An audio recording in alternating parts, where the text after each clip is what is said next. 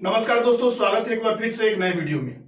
दोस्तों, वार्ड सदस्यों के द्वारा पहले बताया गया था कि लोकसभा चुनाव से पहले अगर वार्ड सदस्यों की मांगों को पूरा नहीं किया गया तो कहीं न कहीं वार्ड सदस्य बड़ा कदम उठा सकते हैं। और इस वक्त सबसे बड़ा अपडेट आ रहा है, वार्ड सदस्यों के द्वारा यह अपडेट आया है और वार्ड सदस्य संघ के प्रदेश अध्यक्ष गणेश चौधरी के द्वारा क्या कुछ कहा गया है, इस वीडियो में आप सभी को पूरी जानकारी मिलने वाली है। तो वीडियो शुरू करने से पहले अगर आप हमारे चैनल पर नए हैं तो चैनल को सब्सक्राइब जरूर कर दे और नीचे जो बेल आइकन है उसे भी दबा दे ताकि हमारी आने वाली सभी वीडियो को नोटिफिकेशन आप तक आसानी से मिलती रहे।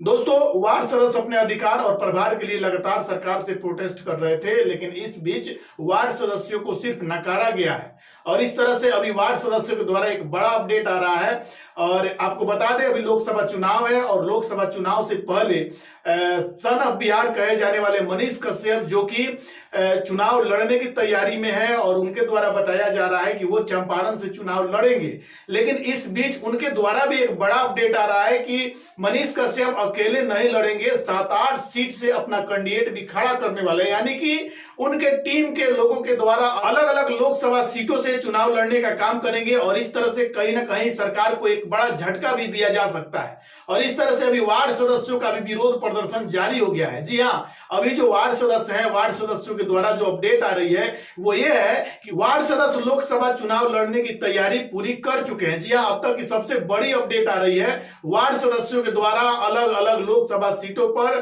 कैंडिडेट उतारने का काम किया जा रहा है। वार्ड सदस्य संघ के प्रदेश अध्यक्ष के द्वारा भी पहले यह चीज बता दिया गया था कि लोकसभा चुनाव से पहले अगर वार्ड सदस्यों की मांगों को पूरा नहीं किया जाता है, वार्ड सदस्यों के द्वारा जो कैंडिडेट उतारे जाएंगे वो कहीं ना कहीं वर्तमान की जो सरकार है या विपक्ष में जो राजद के जो तेजस्वी प्रसाद यादव है, क्योंकि उनके द्वारा भी वादा करके मुकरा गया है। वार्ड सदस्यों की जो मांग है वो पूरा नहीं किया गया है और इसको लेके वार्ड सदस्यों में रोष है। और इसको लेके वार्ड सदस्यों के द्वारा एक बड़ा अपडेट आ रहा है कि वार्ड सदस्य अलग अलग लोकसभा सीटों से चुनाव लड़ने की तैयारी कर रहे हैं। और वर्तमान में आज का ताजा अपडेट आ रहा है कि किशनगंज में वार्ड सदस्यों की एक महत्वपूर्ण बैठक भी हो रही है, वहां से भी कैंडिडेट को उतारने का निर्णय लिया जा रहा है। तो इस तरह से वार्ड सदस्यों के द्वारा अलग अलग सीटों से चुनाव लड़ने की तैयारी की जा चुकी है। और आपको बता दें, वार्ड सदस्यों की जो संख्या है बिहार में लगभग 1,14,000 से भी ज्यादा है और 1,14,000 वार्ड सदस्यों के बीच में से जो कैंडिडेट आएंगे, कहीं ना कहीं इसमें वार्ड सदस्य संघ के प्रदेश अध्यक्ष की भी मुख्य भूमिका होने वाली है।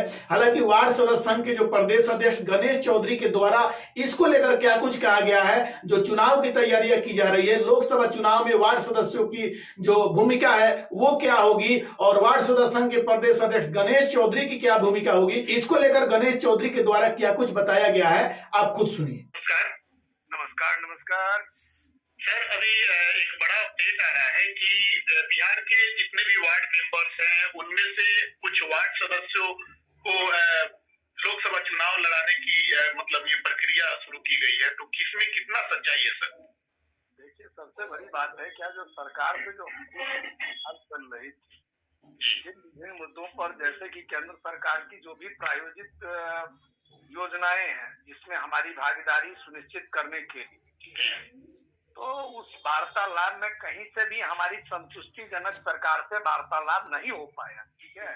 और सरकार चुनावी मुद्दे और चुनावी टाइम पास की तरह सत्ता और विपक्ष मुझे धोखा देने का काम किया है, क्योंकि हम लोग चाहते थे कि आने वाले बजट सत्र में जो 7 निश्चय योजना पार्ट 2 के लिए जो निर्धारित बजट सत्र की राशि है वो वार्ड सदस्यों को मिले।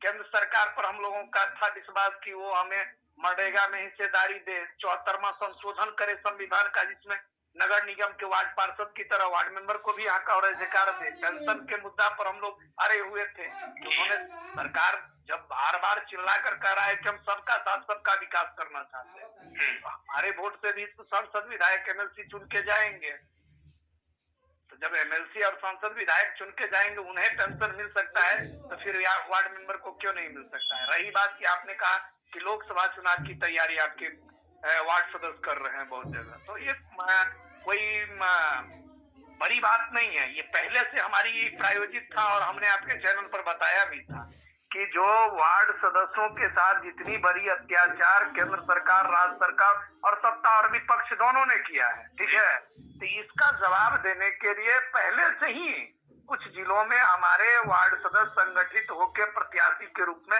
सामने आ चुके हैं। और यह जो प्रत्याशियों की जो चेहरा है वो आपको 27 तारीख को ज्यादा से ज्यादा नजर आएगा और सभी सीटों पर नजर आएगा।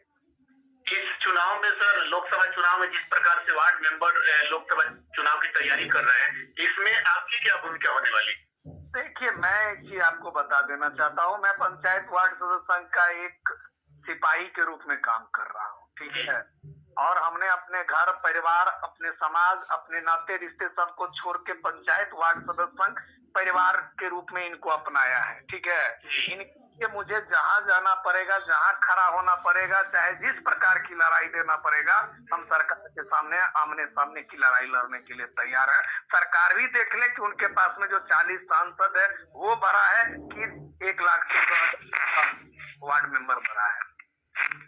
तो आप लोगों ने सुना किस प्रकार से वार्ड सदस्य संघ के प्रदेश अध्यक्ष गणेश चौधरी के द्वारा यह चीज क्लियर किया जा रहा है कि लोकसभा चुनाव से पहले वार्ड सदस्यों की जो मांग है वो पूरी नहीं हो पाई है। कहीं ना कहीं वार्ड सदस्यों को अंधकार में रखा गया है और इसको लेके वार्ड सदस्य संघ के द्वारा वार्ड सदस्यों को चुनाव में उतारने की तैयारी पूरी की जा चुकी है और अलग अलग लोकसभा सीटों से कैंडिडेट को खड़ा किया जा रहा है। तो इसको लेकर कहीं ना कहीं जो लोकसभा चुनाव है इसमें वार्ड सदस्यों के द्वारा बड़ा झटका मिल सकता है। और इधर सन ऑफ बिहार कहे जाने वाले मनीष कश्यप के द्वारा भी अगर निर्दलीय उम्मीदवार उतारा जाता है वो भी कहीं ना कहीं झटका दे सकते हैं। हालांकि मनीष कश्यप पहले तेजस्वी प्रसाद यादव का विरोध करते थे, लेकिन बीच में उनके बातों से ऐसा लग रहा था कि अगर राजद से भी उनको टिकट मिल जाए तो वो चुनावी मैदान में उतर सकते हैं। तो इस तरह से वर्तमान की जो सरकार है और विपक्ष में जो सरकार है, इन दोनों को वार्ड सदस्यों के द्वारा बड़ा झटका लग सकता है। अगर वार्ड सदस्यों के द्वारा अलग अलग लोकसभा सीटों से चुनाव में कैंडिडेट उतारने का काम किया जाएगा तो यह कहीं ना कहीं बड़ा झटका मिल सकता है। तो आगे की जो भी अपडेट होगी चैनल के माध्यम से आप सभी को जरूर बताया जाएगा। लेकिन अभी का जो यह वर्तमान का ताजा अपडेट आया है इसको लेके आप क्या सोचते हैं कमेंट करके जरूर बताएं। बाकी बने रहे हमारे चैनल पे